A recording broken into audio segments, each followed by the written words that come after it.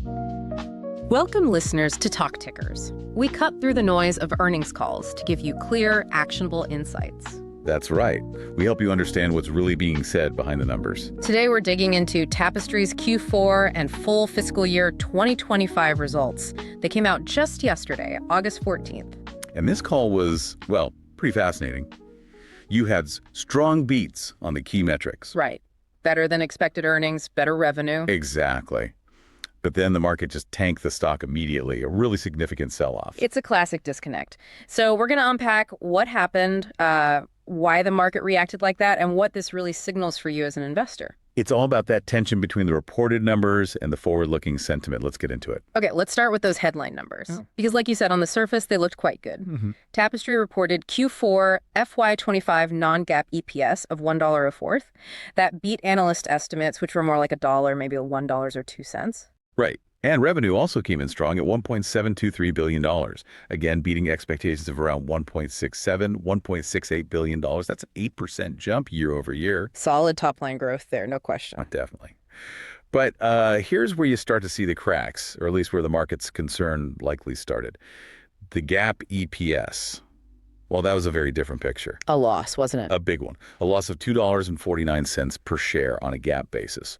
And that was mainly driven by a huge non-cash impairment charge. We're talking about $855 million related to the Kate Spade brand. Wow, $855 million.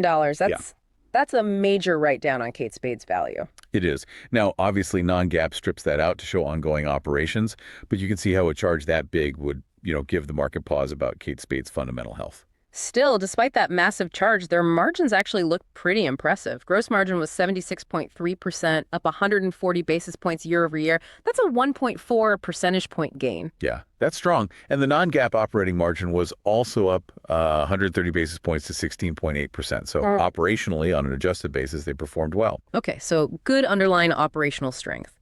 But how did the individual brands perform in Q4? Sounds like a mixed bag. Very mixed. Coach was the absolute star.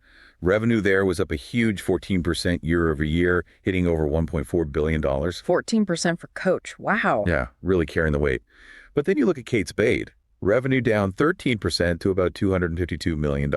Ouch. That ties into the impairment, I guess. Exactly. And Stuart Weitzman, which they've now sold as of early August, was also down 10% in the quarter. So Coach pulling all the weight, really. Okay. And what about shareholder returns? Companies usually like to highlight that. They did. Tapestry pointed to strong free cash flow for the full fiscal year 25, about $1.35 billion. They also boosted their dividend by 14% to 40 cents per quarter. That's a decent hike. And they're targeting $800 million in share buybacks for fiscal 26. So, returning capital, signaling confidence. But the market didn't buy it, did it? Not immediately, no. The stock got hammered. It closed the previous day at $113.53, dropped to around $96.60 in pre-market, and ended the day down 15.7% at $95.69. A 15.7% drop. That's brutal after reporting beats. It clearly signals something deeper is worrying investors beyond just the quarter itself or even that impairment. Precisely. It tells you the market was laser focused on the future, on the guidance, and maybe on the story around Kate Spade. Right. So let's dive deeper into that. The brand performance and the strategic focus. Management called Coach's year a breakout year, right? Their strongest fiscal year in history. What's behind that? Well, it's not just the growth number itself, which significantly outpaced the industry. It's who is driving the growth at Coach.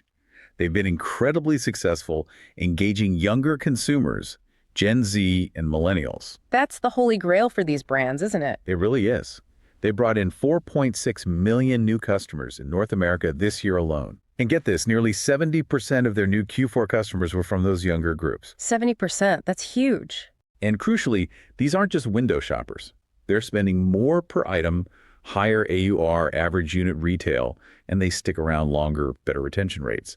It shows Coach is really connecting, building future loyalty. So it's not just a legacy brand coasting, it's actively capturing the next generation. What about the products themselves? Product innovation seems key.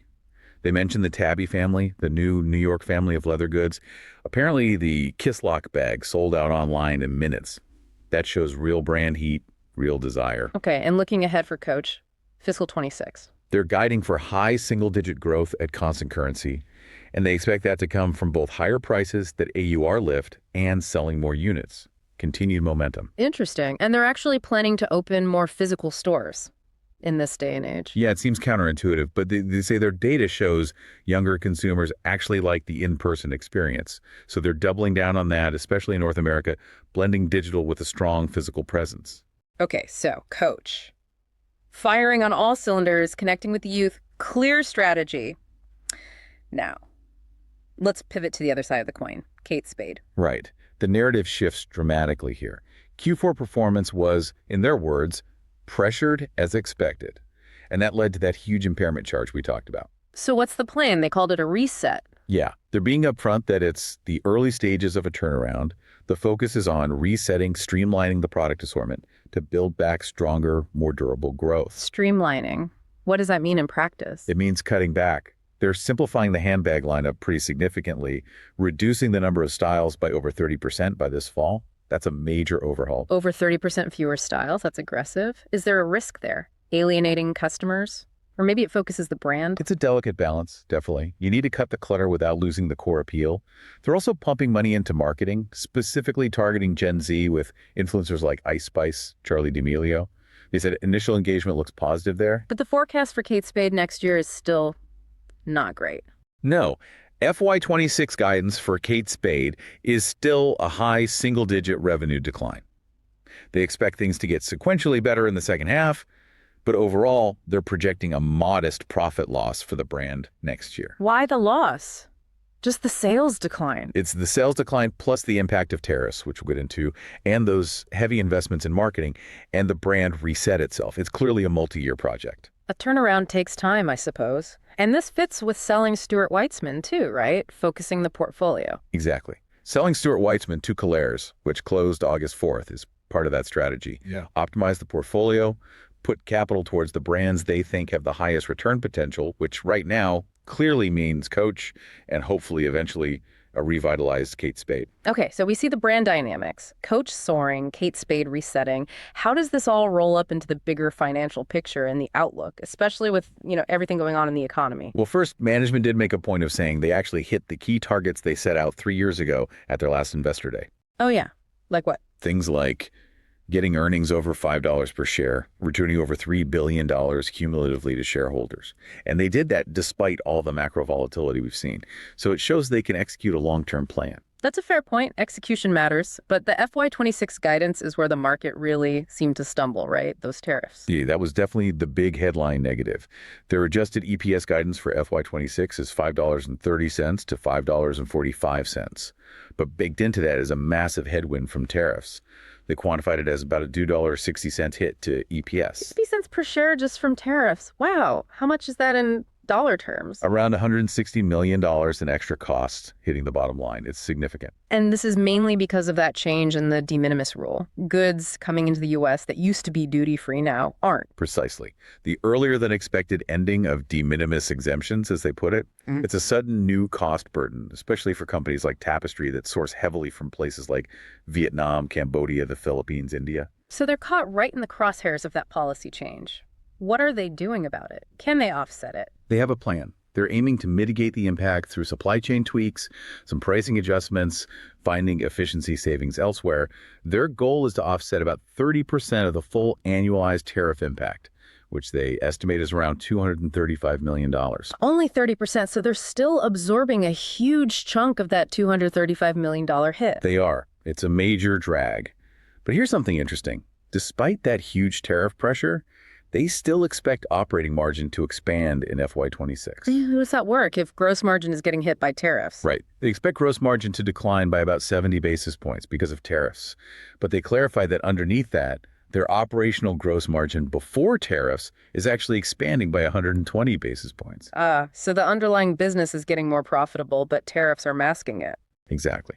And they also expect SG&A expenses to be roughly flat, which should give them at least 100 basis points of expense leverage.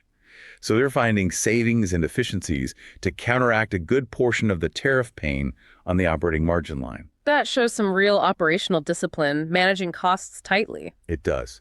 And they also threw in a positive note for the near term. They said Q1 of FY26, which they're already in, is seeing strong trends, revenue accelerating, especially at Coach. They're forecasting Q1 EPS to grow by over 20% year over year to about $1.25. Okay, a strong start to the new year might offer some comfort. So let's recap the investor context here. You've got this real split, right? Absolutely. On one side, you have management talking up resilience, Coach's amazing year, new customer growth, long-term plans, shareholder returns, painting a picture of navigating challenges effectively. They're highlighting their global scale, their value proposition, their track record. Right. But then you have the market's immediate reaction, which just seemed to zero in on that $1.60 tariff hit for next year and the ongoing struggles and investment needed for the Kate Spade reset. It's that classic short-term versus long-term view playing out in real time.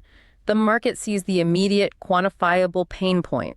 Even if management argues it's temporary or manageable within a broader strategy, it shows how powerful those near-term headwinds can be in shaping sentiment, regardless of underlying strengths.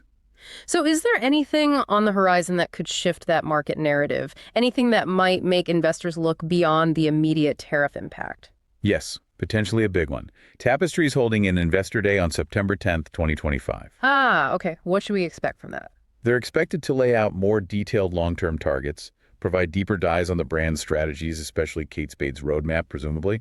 This could be a major catalyst. It's their chance to really sell the multi-year vision and convince investors they have a credible plan to navigate these headwinds and unlock value. A chance to reframe the story beyond the Q4 call's immediate focus. Got it. All right, that brings us to our not financial advice segment. Time for an outrageous but plausible trade idea. Okay, so let's set the stage. You've seen the market reaction, a pretty steep discount slapped on the stock, driven by these near-term worries. Tariffs. Kate Spade's reset time. But as we've discussed, if you look a bit deeper. Right. Coach is absolutely crushing it. Management has a plan, at least articulated, to mitigate those tariffs. And they do have a track record of hitting long-term goals, even when things get choppy externally. Maybe the market is missing the forest for the trees here. So given that setup, what's the outrageous but plausible idea for someone watching this unfold? Well, consider this possibility. You've got the big stock price drop. You've got strong guidance for Q1 FY26. Remember that 20% plus EPS growth forecast. Oh. And you've got that Investor Day coming up on September 10th, where they'll lay out the longer-term vision. Okay, so maybe a play on sentiment turning, potentially a leveraged one.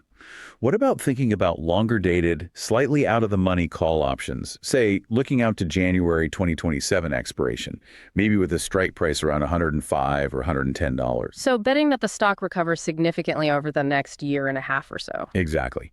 It's a bet that the market has overreacted to the tariff news and underestimated the Kate Spade turnaround potential, or at least the timeline.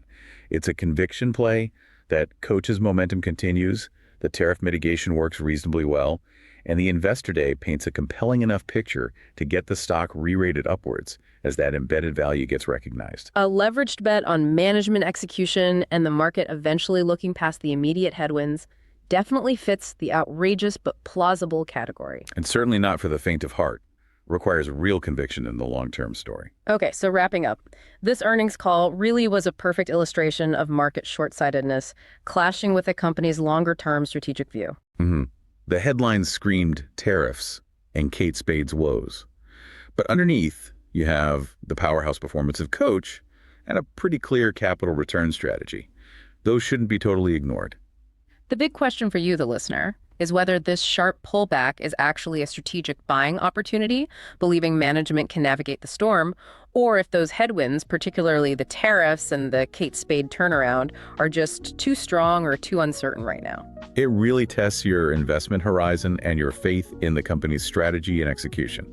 As always, remember, this discussion is purely for informational purposes. It is absolutely not financial advice. We strongly encourage you to do your own thorough research and due diligence before making any investment decisions. Definitely. Think for yourself. Thank you for tuning in to TalkTickers. We'll be back soon to break down another earnings call.